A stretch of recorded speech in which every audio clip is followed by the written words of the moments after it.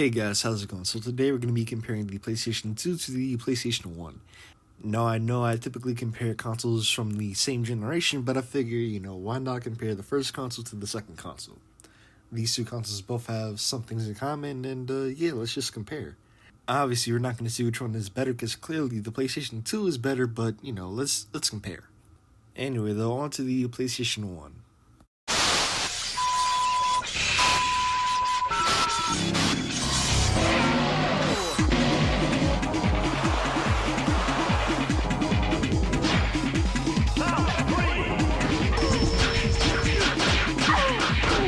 Games are ready. Are you? Guess not.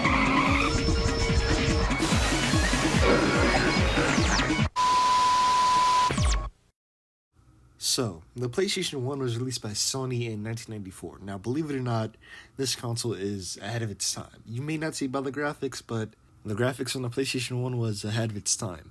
I mean, to have good 3D graphics in 1994, and believe me, this is before Toy Story. Toys R Us came out. I think Toy Story 5 PlayStation came out in 1994, so yeah, the PlayStation 1 was ahead of Toy Story. I mean, granted, the 3D graphics on Toy Story are a lot better and smoother, but, it's not a video game, so it doesn't really work. Anyway, I feel like I'm getting away from the point that I'm trying to say. The PlayStation 1 was overall just ahead of its time. Number one, it was by a company that didn't make video game consoles before, although they did work with Nintendo, but I think we all know how that worked out. Number two, it was a game console that could run games in 3D, which most of the game consoles back then ran 2D games, such as the Sega Genesis, Super Nintendo, and TurboGrafx-16. So the fact that Sony attempted to work with Nintendo on an add-on to the Super Nintendo and it didn't work out, and the fact that Sony decided to make their own game system and it absolutely demolished Nintendo's 3D system is absolutely awesome. I find stuff like this interesting because, just imagine if that Super Nintendo add-on worked out, we wouldn't have had the PlayStation 1, 2, 3, 4, or 5. Just think where video games would be today. Anyway, I feel like I'm getting away from the point of this video, so back to the PS1. I'm sorry for going on that little tangent. My apologies. When the PlayStation 1 was about to release, Sony worked with certain developers like Namco or Capcom or even Square Enix, which I believe at the time they were still doing games for the Super Nintendo. I'm not too sure. My apologies if I got that wrong. But one of the launch titles for the PS1 which was developed by Namco. And speaking of PlayStation 1 exclusives, I believe one company got their start on the PlayStation 1 by making top-down free roaming games, and I believe we all know the name of the company that I'm talking about, Rockstar Games. They sort of got their start on the PS1. Me personally, when I think of PS1, of course I think of Crash Bandicoot, Ridge Racer, but I also think of Grand Theft Auto. You see, while their games may not have been in complete 3D, but the reason why I'm talking about Rockstar Games and the Grand Theft Auto series is because this console had a variety of games, from racers to shooters to stealth games like Metal Gear, out of the mix of everything. And Grand Theft Auto and Rockstar Games had a more adult-type feel to their games. And speaking of adult-type feeling games, another game that I want to talk about is the Tony Hawk series on the PlayStation 1. Now, at least to me, when I think of the Tony Hawk series, well, at least the earliest games, I tend to think of the PlayStation 1. Because let's not forget, Tony Hawk's Pro Skater 1 and 2 sold millions on the PlayStation 1. It came with one of those Pizza Hut demos that had a bunch of PlayStation 1 demos. And let's not also forget, how am I talking about PlayStation 1 games without bringing up Tomb Raider? Apparently this game was everywhere in the 90s. People wanted to play this game on the PS1 a lot. Although it wasn't really a PlayStation exclusive, it did come out on the Sega Saturn, but that's not really my point. While me personally, I can't get into Tomb Raider, a lot of people loved it back in the 90s, and apparently people liked it for other reasons. And of course, another PlayStation 1 title I want to bring up is Croc. This is sort of PlayStation Super Mario 64. It's basically one of those early 3D platformers. You play as a crocodile and you're trying to get these diamonds. To be honest, I haven't played this game much, but I would highly recommend it. And of course, another game I have to mention, Gran Turismo. Now, I'd have to say Ridge Racer and Gran Turismo is one of my favorite racing games when it comes to the PlayStation 1.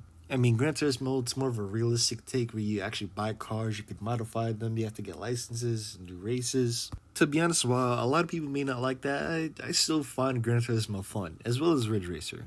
But alright, I feel like that's kind of enough rambling for the PS1. I guess we should move on to the PlayStation 2.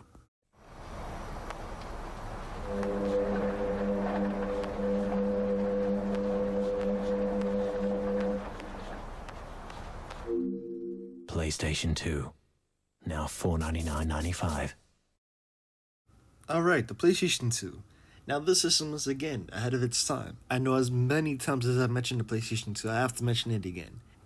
It played DVDs. Now this played a huge advantage into the PlayStation 2 when it was released in the year 2000. Because again, DVD movies was still somewhat a new thing in the year 2000. And of course, the graphics. Now while I said earlier that the PlayStation 1's graphics were ahead of their time, the PlayStation 2's was a lot better.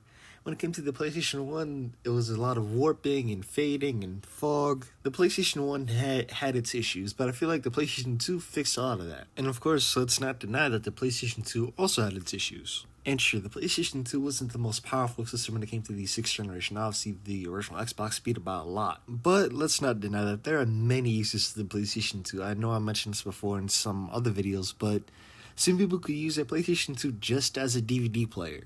Like, believe it or not, some people bought the PlayStation 2 complete in the box just as a DVD player. They didn't get any games with it, they didn't get any controllers, anything like that. They just bought it completely just as a DVD player. And I feel like that gives the PlayStation 2 a huge advantage. Now, of course, since I am talking about the PlayStation 2, let's just talk about the games. There's an overabundance of great games for the PlayStation 2. I mean, if you go collect for the PlayStation 2 today, there's some super expensive games out there, but you can find a lot of great games for a cheap price. Although granted, there is a lot of shovelware when it comes to the PlayStation 2, but I feel like you could easily avoid those. But also there's a lot of underrated gems when it comes to the PlayStation 2. And of course, let's not forget about the popular stuff like Simpsons Hit and Run, the Grand Theft Auto series, the later Tony Hawk series, the Need for Speed series. Just tons of great games for the PS2 and some underrated gems. Oh, and there is one more point that I want to talk about when it comes to the PlayStation 2. So, the PS2 first released had a fat, bulky version, but then around, I believe, 2003 or 2004, there was a slim version of the PS2.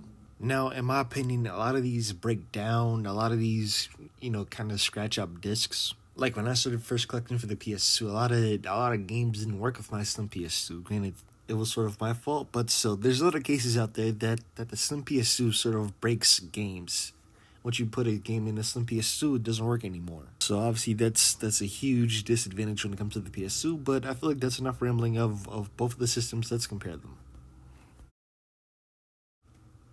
Now, when it comes to both of these systems, they are both extremely great. They both have great advantages, great controllers, great games. Both of them are great. Now, again, I'm not comparing to see which one is the best, but, let's point out some similarities. A lot of the games that released on the PS1 also had sequels on the PS2. Obviously, the top-down Grand Theft Auto games released on the PS1, while the 3D games released on the PlayStation 2.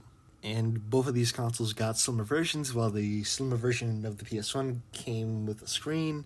The slim version of the PS2 didn't, although there were third-party screens that you could get for the PS2. When it comes to the look of both systems, they're both fairly simple. While the PS1 looks like a toy, the PS2 sort of looks like a black box. Either way, what I'm saying is both systems have their positives and their negatives. While the PS1 has warping textures, the PS2 has less graphical power compared to the original Xbox or the GameCube. But hey, if you like this video, like, subscribe, do whatever you want to do, no rush, and tell me down below, what do you like better, the PS1 or the PS2? Let me know down below, and I'll see you guys later. Peace.